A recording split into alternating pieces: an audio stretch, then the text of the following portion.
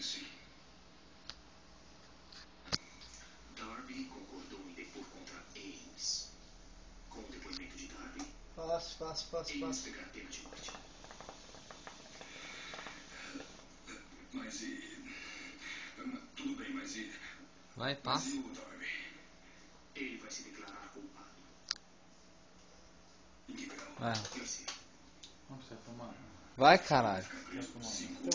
Vai. Vai, mano. Você vai fazer bolinha aí, mano. Desculpa. Tivemos um problema. Tá filmando? A juíza considerou a prova do DNA indiscutível. Vai, Johnny. Princípio de exclusão. Manobra do advogado de defesa.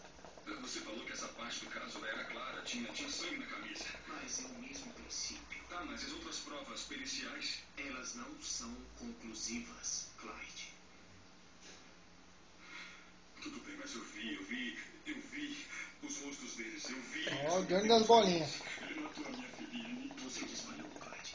Seu depoimento não seria confiável. Se você depor, a defesa vai acabar com você. Mas o júri vai acreditar em mim, porque é verdade. Nós podemos ganhar esse caso. E perder. E então não teremos nada.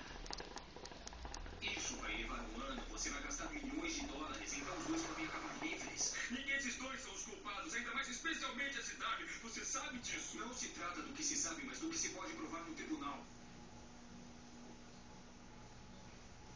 É de 50 saiu do Uso. Ah, tá. Então, parando por aqui.